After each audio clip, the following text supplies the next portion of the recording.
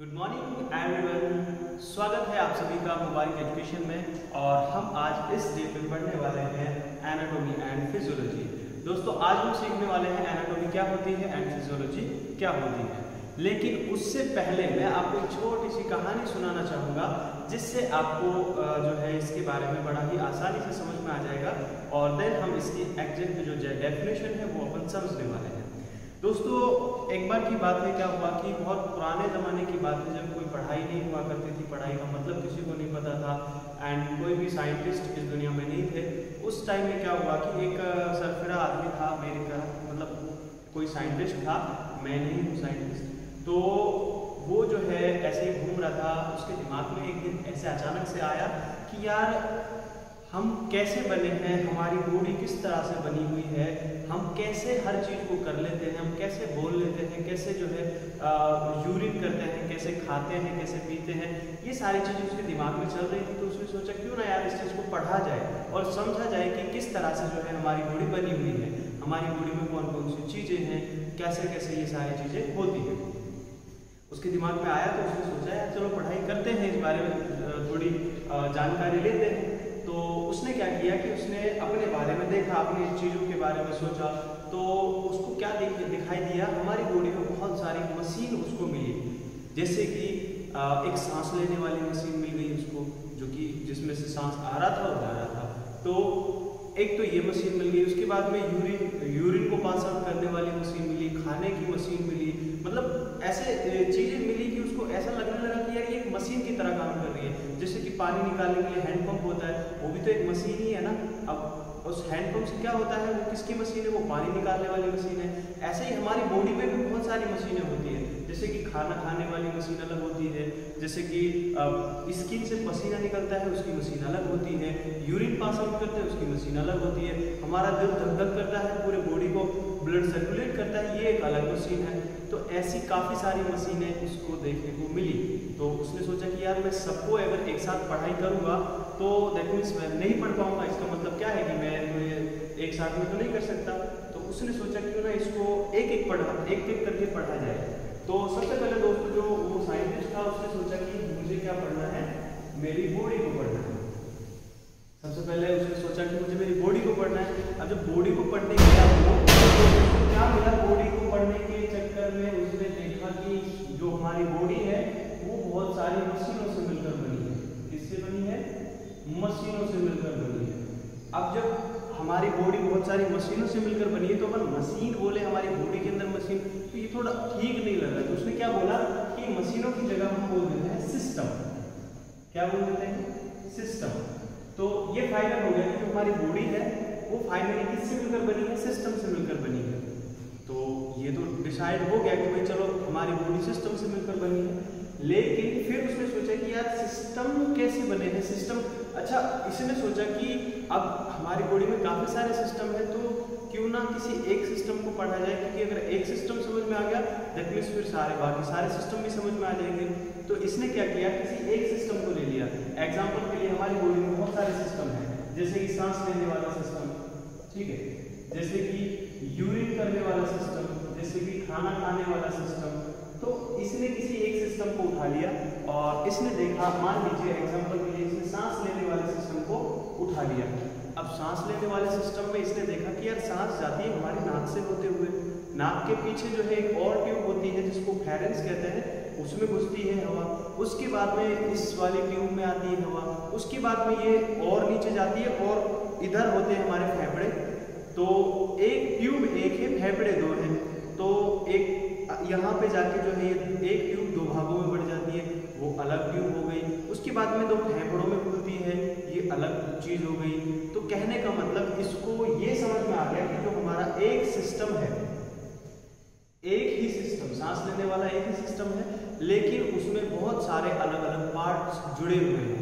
कहने का मतलब एक सिस्टम कोई एक चीज से नहीं बना है, बल्कि अलग अलग पार्ट से जुड़कर बना हुआ है हमारा एक सिस्टम। तो अलग अलग जो पार्ट है उन पार्ट का नाम दे दिया इस इंसान ने कि उनको कह देंगे भैया हम ऑर्गन। कहने का मतलब इसको ये बात क्लियर हो गई कि भैया हमारी बॉडी मिलकर बनी है बहुत सारे सिस्टम से, और हमारा सिस्टम जो है एक सिस्टम बना हुआ है बहुत सारे ऑर्गन से। राइट। तो जब इसको ये बात समझ में आ गई कि हमारा जो सिस्टम है वो ऑर्गन से मिलकर बना है, तो इसके दिमाग में कंफ्यूजन हुआ कि यार एक सिस्टम इतने सारे ऑर्गन से बना है, तो इसका मतलब बहुत सारे सिस्टम है हमारी बॉडी में, तो वो बहुत सारे ऑर्गन से मिलकर बने हैं, इसका मतलब तो बहुत बड़ा लोचा है। लेकिन फिर इसने अपने दिमाग को समझाया कि यार अगर मुझे एक ऑर्गन समझ में आ जाए तो मुझे सारे ऑर्गन समझ में आ जाएंगे, क्योंकि ऑर्गन एक जैसे। तो अगर इसको एक ऑर्गन समझ में आ गया, दैट मींस इसको सिस्टम समझ में आ जाएगा, और अगर सिस्टम समझ में आ गई तो इसको बॉडी समझ में आ जाएगी, राइट। तो इसने क्या किया कि चलो कोई बात नहीं, हमें बहुत सारे ऑर्गन नहीं पढ़ने, पहले एक ऑर्गन को पढ़ते हैं, और एक ऑर्गन अगर समझ में आ गया तो उसके बाद में मेरी सारी परेशानियां खत्म हो जाएंगी, ऐसा सोचकर इसने जो है पढ़ना स्टार्ट किया। अब देखिए, चलिए हम इसने क्या उठाया था, सांस वाला सिस्टम उठाया था, और उसमें इसको बहुत सारे ऑर्गन मिले थे, जैसे कि लंग्स मिले थे, जैसे कि ये वाली ट्यूब मिली थी जिसे ट्रेके कहते हैं, जैसे कि दो अलग अलग जो दो ट्यूब जा रही थी दोनों लंग्स में, वो उनको ब्रोंकाई कहते हैं, वो अलग ट्यूब मिली थी। नोज मिली थी इसको, पीछे एक जो ट्यूब थी नाक के पीछे जो ट्यूब थी उसको फेरेंस कहते हैं, वो मिली थी। तो इसने क्या किया कि किसी एक ऑर्गन को उठा लेते हैं और उसको पढ़ेंगे। इसने सिंपली क्या किया कि इसने बोला कि भैया मैं उठाऊंगा लंग्स को, किसको, लंग्स को, कि भाई पहले लंग्स अगर मुझे समझ में आ जाएंगे तो उसके बाद में मुझे सारी चीजें समझ में आ जाएंगी। तो इसने क्या किया, इसने लंग्स को समझने के लिए जो है लंग्स को ले लिया। अब इसने देखा कि जो लंग्स है वो भी ऐसे ही नहीं बने, लंग्स के अंदर भी बहुत सारे छोटे छोटे स्ट्रक्चर उसको देखने को मिले, कि एक लंग्स जो है वो सिंगल एक लंग्स नहीं है, उसके अंदर छोटी छोटी संरचनाएं हैं, उनसे जुड़ करके हमारा एक लंग्स बना हुआ है। जैसे कि एग्जांपल के लिए पंखा होता है, तो पंखा थोड़ी है, पंखे के अंदर पंखुड़ियां भी हैं, उसके अंदर नीचे वाला टब भी है, उसके बाद में उसमें एक रॉड भी लगा हुआ होता है, उसके बाद में उसमें जो है वायर भी होती है, उसके बाद में उसमें जो है और भी बहुत सारी चीजें होती है, उसके ऊपर ढक्कन होता है, सैल होता है, तो वो सारी चीजें हैं। कहने का मतलब पंखा एक चीज है, लेकिन उस एक चीज को बनने के लिए उसमें बहुत सारे छोटे छोटे चीजें जुड़ी हुई होती हैं, तब जाके एक पंखा बनता है। ऐसे ही हमारा जो ये ऑर्गन है, ये भी एक ऑर्गन दिखाई दे रहा है, लेकिन ये भी छोटी छोटी चीजों से मिलकर बना हुआ है। तो इसमें जो ये बहुत सारे इसको टुकड़े देखने को मिले, इसको इसने निकाला बाहर और उसने देखा कि यार ये तो टुकड़ा है, और ऐसे ही इसमें बहुत सारे टुकड़े बने हुए हैं। तो कहने का मतलब जो ये ऑर्गन है, एक ऑर्गन बहुत सारे छोटे छोटे टुकड़ों से मिलकर बना हुआ है। इन टुकड़ों को इसने नाम दे दिया टिश्यू। क्या नाम दे दिया? टिश्यू। तो यहाँ पर चीज फाइनल हो जाती है कि जो हमारा ऑर्गन है वो किससे मिलकर बना है? बहुत सारे छोटे छोटे टिश्यूओं से मिलकर बना है। टिश्यू को अपन हिंदी में ऊतक भी कहते हैं। क्या कहते हैं? ऊतक भी कहते हैं। ठीक है, तो देखो दोस्तों, यहाँ तक इसने पढ़ लिया है कि भाई बॉडी इसको पढ़ना था, इसने ढूंढा तो इसमें बहुत सारे सिस्टम मिल गए इसको, और सिस्टम को जब पढ़ने की कोशिश की तो इसको ऑर्गन मिले उसमें। अब जब ऑर्गन को सोचा कि यार चलो इसको पढ़ लेता हूँ, तो इसमें भी इसको मुसीबत आ गई और इसको बहुत सारे छोटे छोटे स्ट्रक्चर मिले जिनको कह दिया इसने टिश्यू। अब इसका माथा खराब हो गया कि यार टिश्यू मैं पढ़ूंगा, एक ऑर्गन को समझने के लिए मुझे लाखों टिश्यू पढ़ने पड़ेंगे, और लाखों टिश्यू को जब मैं पढ़ूंगा तो फिर मुझे इतने सारे ऑर्गन पढ़ने पड़ेंगे, देन इतने सारे ऑर्गन को समझूंगा तो फिर उन सबके सिस्टम मुझे पढ़ने पड़ेंगे, और सिस्टम जब सारे पढ़ लूंगा तब जाके मुझे एक जो है बॉडी समझ में आएगी। लेकिन माथा खराब हो गया था इसका, लेकिन फिर भी इसने क्या किया, हिम्मत की कि यार मैंने बॉडी को समझने के लिए सिस्टम को समझ लिया, सिस्टम कम से कम मुझे थोड़े बहुत समझ में आए, उसके बाद में मैंने ऑर्गन के बारे में जाना, उसके बाद में मैंने टिश्यू तक मैं पहुंच चुका हूँ, तो थोड़ा सा और मेहनत कर लेता हूँ, शायद मुझे इसमें सफलता मिल जाए। तो इसी सफलता के साथ में जो है ये मेहनत करता गया, और इसने क्या किया, इस एक टुकड़े को निकाल लिया और इस अब एक टुकड़े को ये लेके चला गया लेबोरेटरी में, और जैसे ही ये लेबोरेटरी में जाकर देखता है तो ये क्या देखता है कि इस एक टिश्यू को भी बनाने के लिए बहुत सारी छोटी छोटी स्ट्रक्चर्स में मौजूद थी। अब ये बहुत ज्यादा टेंशन में आ गया कि यार एक टिश्यू को, मुझे लगा कि ये टिश्यू ही बचा हुआ है, इसमें कुछ नहीं मिलेगा, लेकिन इसमें भी इसको बहुत सारी सेल मिल गई। कहने का मतलब इसमें भी छोटी छोटी इसमें स्ट्रक्चर इसको देखने को मिल गई।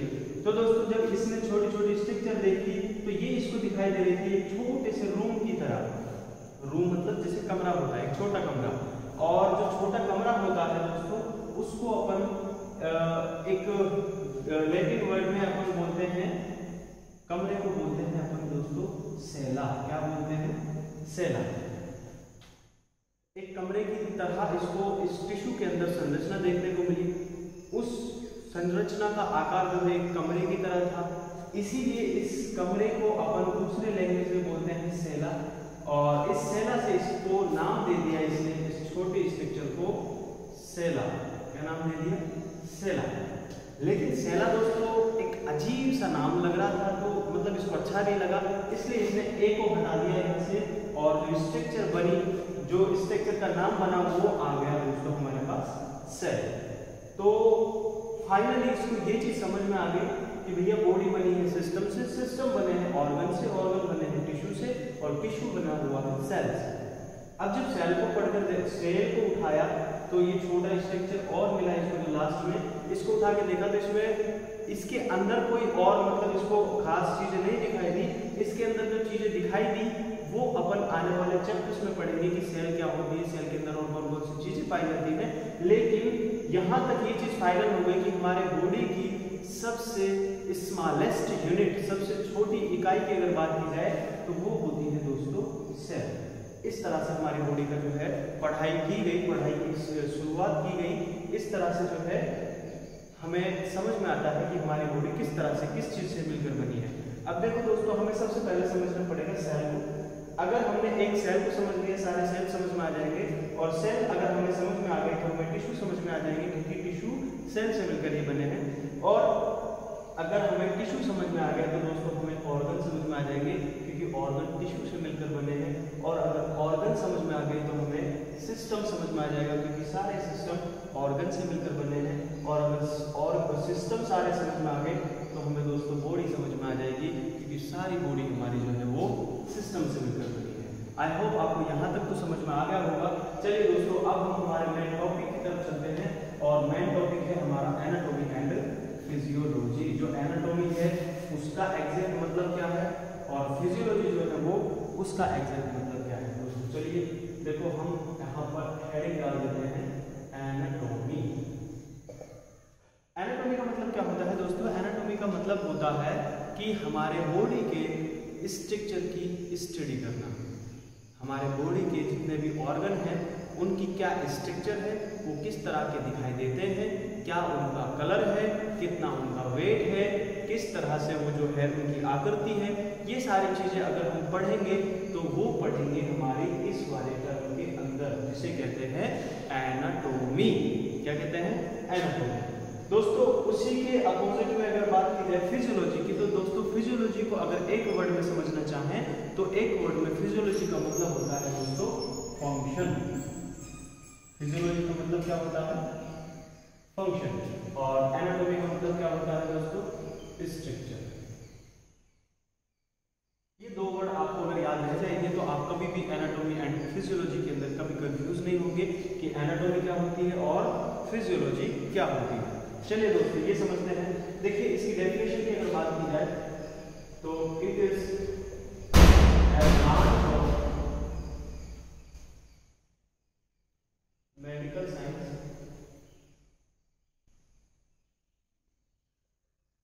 which is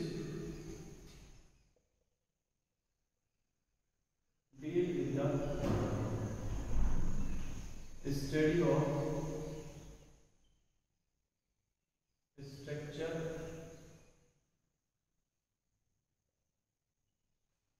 of human body organ। देखो दोस्तों ये एनाटॉमी की डेफिनेशन है कि it is a branch of medical science.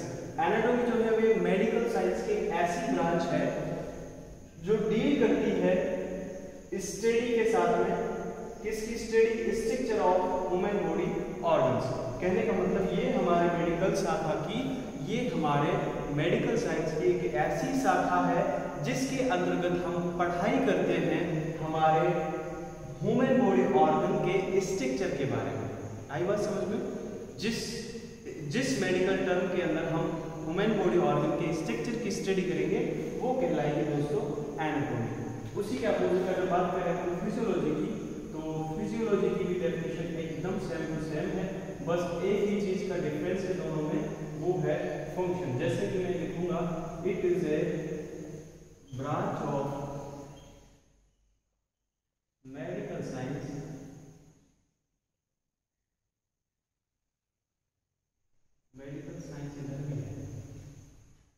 which is deal with the study of function of human body organ। देखो दोस्तों, इसमें अगर बात की जाए दोनों डेफिनेशन बिल्कुल सेम है, सिर्फ अगर फर्क है तो सिर्फ इन दो वर्ड्स का फर्क है। मैंने फिजियोलॉजी के अंदर लिखा है फंक्शन और एनाटॉमी के अंदर लिखा है स्ट्रक्चर, बस ये दो वर्ड डिफरेंट है, बाकी सारे के सारे लाइनें पूरी की पूरी सेम है। It is a branch of medical science, it is a branch of medical science, दोनों ही जो है मेडिकल साइंस की ब्रांच है, जिसके अंदर एनाटॉमी की बात करी जाए तो इसमें डील करते हैं हम, स्टडी करते हैं किसकी, structure of human body organ की। हमारे जो बॉडी के ऑर्गन्स होते हैं उनकी कैसी स्ट्रक्चर है उसके बारे में जानते हैं हम एनाटॉमी वाले ब्रांच में। और which is deal with the study of function of human body organ। Physiology की बात की जाए तो इसके अंदर हम पढ़ते हैं फंक्शन के बारे में, function of human body organ, हमारे बॉडी के ऑर्गन्स के बारे में फंक्शन के बारे में पढ़ेंगे तो वो फिजियोलॉजी के अंदर पढ़ेंगे, और अगर स्ट्रक्चर की बात करेंगे तो वो एनाटॉमी के अंदर बात करेंगे। ठीक है, तो आई होप आपको ये दोनों टर्म्स क्लियर होंगी, एंड जो भी मैंने आज एनाटॉमी के इंट्रोडक्शन में पढ़ाया है आपको वो भी पूरा क्लियर होगा। आई होप आपको ये वीडियो अच्छी लगी होगी, अगर अच्छी लगी है तो अपने दोस्तों के साथ शेयर करें, और डे बाय डे आपको कंटिन्यूसली एनाटॉमी की शुरू से लेकर एंड तक वीडियोस मिल जाएंगी। और आपने अगर यहाँ तक देखा है तो thank you so much for watching this video and thank you so much.